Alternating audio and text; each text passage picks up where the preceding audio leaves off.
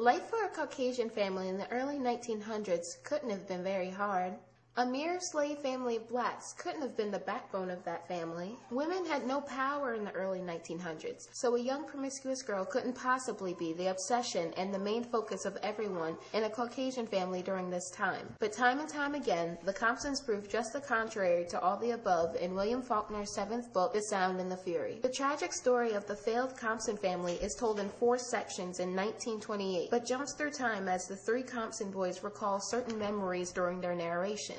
Though the similarities between The Sound and the Fury and Things Fall Apart by Chinua Achebe are near invisible, the obvious tragedy of 2 failed families and lifestyles is hard to miss. It would seem that Benjamin "Benji" Compson, the severely retarded and last child of the Compsons, would be the main character of The Sound and the Fury. He is merely the disgrace and the annoyance of the family and nothing more. It is Candace, or Caddy, Compson who unknowingly ruins and controls the lives of everyone around her. She cares for Benji and plays a huge role in his life. So when she gets married and leaves the house, this leaves Benji lonely and sad, and his narration, the first of the story, consists mainly of memories of his beloved sister. Benji also remembers the slave family, who may as well have been his real family, seeing as though they were the only ones who didn't consistently fuss about his existence. Quentin, the oldest child, Harvard freshman, and Caddy's best friend, did not take pressure very well. His sister became his obsession in his life, and everything he did to make her life easier. So when the identity of her child's father became in great question, he desperately tried to change her reputation from whore to incest victim. He figured that way, she wouldn't have to suffer and have a bad reputation alone. But the idea didn't blow over, for everyone knew he wouldn't commit incest and was seen as pathetic for still having his virginity. During the present of Quentin's narration, Quentin spends his day preparing for an event that he never names, giving the appropriate letters to the appropriate people, and buying weights heavy enough for something which he does not reveal,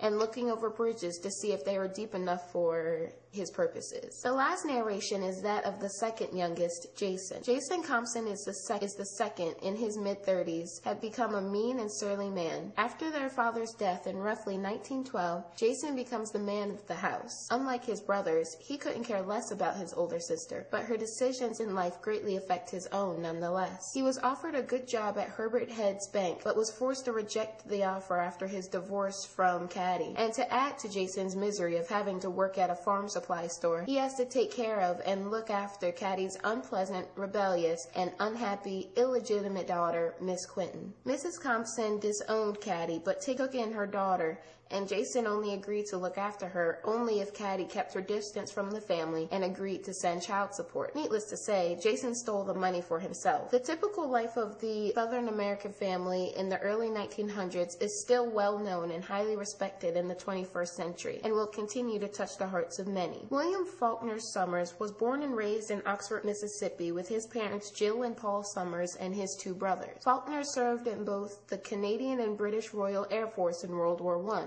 Other than this, he spent a lot of time on a farm in Oxford working on his poetry, stories, and novels. Faulkner's fine and well-respected works gained him much fame and recognition, which he did not appreciate at all. He preferred to be left alone, but his wishes for isolation interested the media and his fans. The Sound and the Fury's name was derived from William Shakespeare's Macbeth, where it is said the tale is told by an idiot, full of sound and fury, signifying nothing. Faulkner received the Nobel Prize in Literature in 1949. It is often said to be one of the 100 best English novels of the 20th century, and reached Oprah's book club during the summer of '05. A large African family would seem to be lower on Maslow's hierarchy theory than an aristocratic Caucasian family in the early 1900s. But once again, the Compson proved just the contrary. In Chinua Achebe's Things Fall Apart, the main character, Okonkwo, is the head of his large family. Almost every member of Okonkwo's family easily reached at least the esteem level in Maslow's hierarchy. Sadly, though, many members of the Compson family just barely reached the safety level. While both authors are famous for their unique writing styles, the